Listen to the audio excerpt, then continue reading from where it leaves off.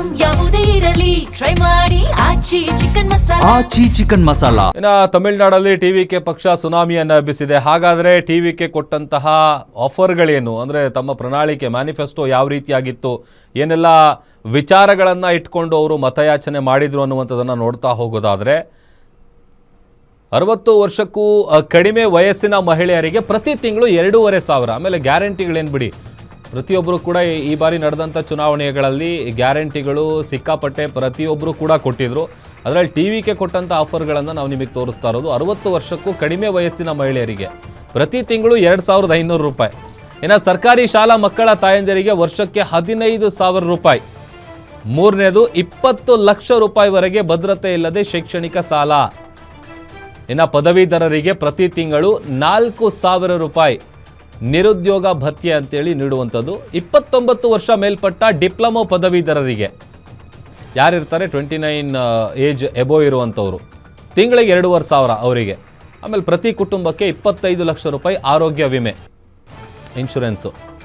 ಇನ್ನು 5 ಎಕರೆಗಿಂತ ಕಡಿಮೆ ಭೂಮಿ ಹೊಂದಿರುವಂತಹ ಕೃಷಿಕರ ಎಲ್ಲ ರೀತಿಯ ಸಾಲಗಳೇನಿರುತ್ತೆ ಆ ಎಲ್ಲ ಸಾಲಗಳನ್ನು ಮನ್ನಾ ಮಾಡ್ತೀವಿ.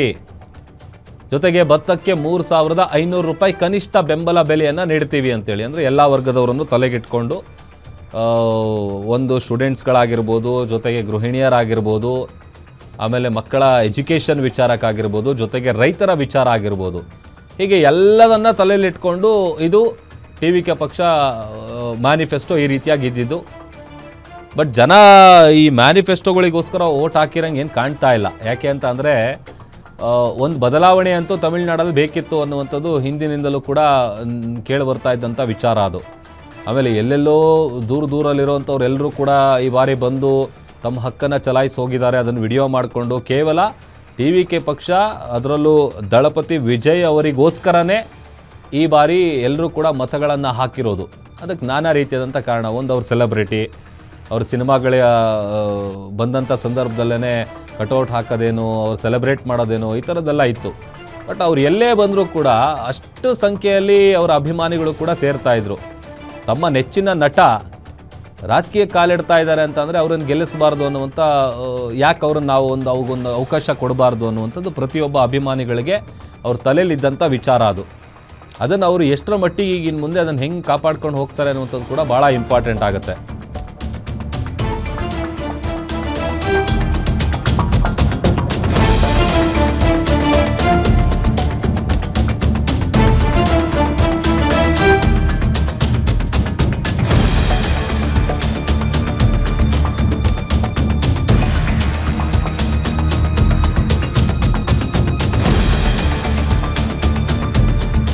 ತಮಿಳುನಾಡಲ್ಲಿ ತಂದೆಗೆ ಸೋಲು, ಮಗನಿಗೆ ಗೆಲುವು. ಟಿವಿಕೆ ಎದುರು ಸಿಎಂ ಸ್ಟಾಲಿನ್ ಅವರು ಮುಗ್ಗರಿಸಿದ್ದಾರೆ.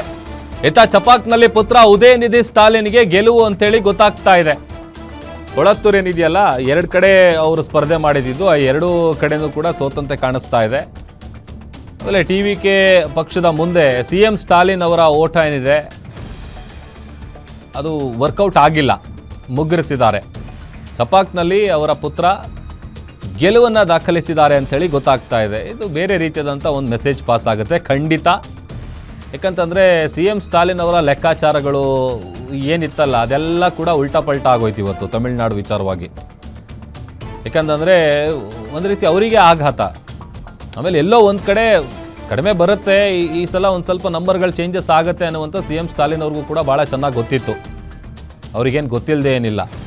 ಯಾಕಂತಂದರೆ ಅವರ ಜನ ಬೆಂಬಲ ಯಾವ ರೀತಿಯಾಗಿತ್ತು, ಅವರ ಕ್ಯಾಂಪೇನಿಗಳಿಗೆ ಯಾವ ರೀತಿಯಾದಂಥ ರೆಸ್ಪಾನ್ಸ್ಗಳು ಬರ್ತಾಯಿದ್ದು ಹೇಳಿ ಕೇಳಿ CM ಆಗಿರುವಂಥ ಕಾರಣಕ್ಕಾಗಿ ಅವರಿಗೆಲ್ಲ ವಿಚಾರಗಳು ಗೊತ್ತಿರುತ್ತೆ.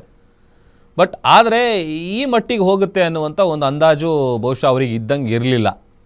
ಆಮೇಲೆ ಭಾಳ ದುರದೃಷ್ಟಕರ ವಿಚಾರ ಏನು ಅಂತಂದರೆ ಅವ್ರ ತಂದೆ ಸೋಲನ್ನಪ್ಪಿದ್ದಾರೆ, ಬಟ್ ಮಗ ಗೆದ್ದಿದ್ದಾರೆ. ಅದು ಅಟ್ಲೀಸ್ಟ್ ಅದಾದರೂ ಅವರಿಗೊಂದು ಖುಷಿ ವಿಚಾರ. ತಾನು ಸೋತರೂ ಕೂಡ ತನ್ನ ಮಗ ಗೆದ್ದಿದ್ದಾನೆ ಒಂದು ಕ್ಷೇತ್ರದಲ್ಲಿ ಅನ್ನುವಂಥದ್ದು ಎಲ್ಲೋ ಒಂದು ನೆಮ್ಮದಿ.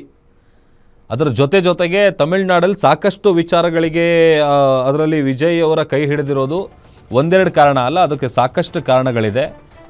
ಚಿತ್ರರಂಗದಲ್ಲಿ ಇದ್ಕೊಂಡು ಅನೇಕ ಅಭಿಮಾನಿಗಳನ್ನು ಸಂಪಾದಿಸಿಕೊಂಡು ಅಲ್ಲಿಂದ ಅದನ್ನೇ ಒಂದು ರೀತಿಯಾಗಿ ರಾಜಕೀಯ ಕ್ಷೇತ್ರದಲ್ಲಿ ಯಶಸ್ಸು ಕಾಣೋದಿದೆಯಲ್ಲ, ಅದು ನಿಜಕ್ಕೂ ಕೂಡ ಒಂದು ಕಡಿಮೆ ಸಾಧನೆ ಅಂತೂ ಅಲ್ಲವೇ ಅಲ್ಲ. ಅದನ್ನು ಹೆಂಗೆ ಅವರು ಓಟಾಗಿ ಕನ್ವರ್ಟ್ ಮಾಡಿದ್ರು, ಜೊತೆಗೆ ಹೇಗೆ ಪ್ರಚಾರಗಳನ್ನು ಮಾಡಿದರು, ಯಾವ ಕಾರಣಕ್ಕಾಗಿ ಎಲ್ಲ ಸಮುದಾಯದ ಮತಗಳನ್ನು ಸೆಳೆಯೋದ್ರಲ್ಲಿ, ಅಂದರೆ ಈ ನಂಬರ್ ಏನಿದೆಯಲ್ಲ 100+ ನಂಬರ್ಗಳೇನು ಬರ್ತಾ ಇದೆಯಲ್ಲ ಟಿ ವಿ ಕೆ ಪಕ್ಷಕ್ಕೆ ಬಂದಿದೆಯಲ್ಲ, ಅದನ್ನು ಪಡೆಯೋದಕ್ಕೆ ಅವರು ಮಾಡಿರುವಂತಹ ಪ್ಲ್ಯಾನ್ಗಳು ಕೂಡ ನಾವು ಮೆಚ್ಚಲೇಬೇಕಾಗತ್ತೆ. ಆಮೇಲೆ ಅದನ್ನು ಹೆಂಗೆ ಯುಟಿಲೈಸ್ ಮಾಡಿಕೊಂಡು, ಯಾಕಂತಂದರೆ ಪ್ರಶಾಂತ್ ಕಿಶೋರ್ ಅವರು ಕೂಡ ಹೇಳ್ತಿದ್ರಲ್ಲ, ಅವ್ರಿಗೆ ಒಂದು ಒಳ್ಳೆಯ ಅವಕಾಶ ಅಂತೂ ಇದೆ.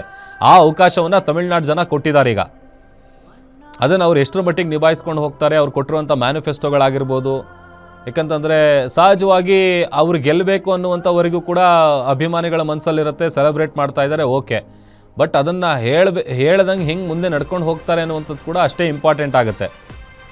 ಸೊ ಹಾಗಾಗಿ ತಮಿಳ್ನಾಡು ವಿಚಾರಕ್ಕೆ ಸಂಬಂಧಪಟ್ಟಂತೆ ಏನು ಇದ್ದಂತಹ ಕುತೂಹಲ, ಜೊತೆಗೆ ಏನಾಗುತ್ತೆ ಅನ್ನುವಂಥದ್ದು, ಆ ಎಲ್ಲ ಕ್ಯೂರಿಯಾಸಿಟಿಗಳಿಗೆ ಇವತ್ತು ಉತ್ತರ ಸಿಕ್ಕಿದೆ. ಜೊತೆಗೆ ಪಶ್ಚಿಮ ಬಂಗಾಳದ ವಿಚಾರ ಕೂಡ ನೋಡ್ತಾ ಇದ್ದೀವಿ. ಅತ್ತ ಕೇರಳ, ಪುದುಚೇರಿ, ಅಸ್ಸಾಂ, ಕರ್ನಾಟಕದ ವಿಚಾರವಾಗಿಯೂ ಇದ್ದಂತಹ ಕುತೂಹಲಕ್ಕೆ ತೆರೆ ಬಿದ್ದಿದೆ. ತಮಿಳ್ನಾಡಿನ ವಿಚಾರವಾಗಿಯೂ ಕೂಡ ಒಂದು ಅಧಿಕೃತ ಘೋಷಣೆ, ಅಂದರೆ ಒಂದು ಎಕ್ಸಾಕ್ಟ್ ನಂಬರ್ಗಳೇನು ಸಿಗುತ್ತಲ್ಲ ಕಂಪ್ಲೀಟಾಗಿ ಈಗ ಒಂದು ಸ್ವಲ್ಪ +or- ಆಗ್ತಾ ಇದೆ.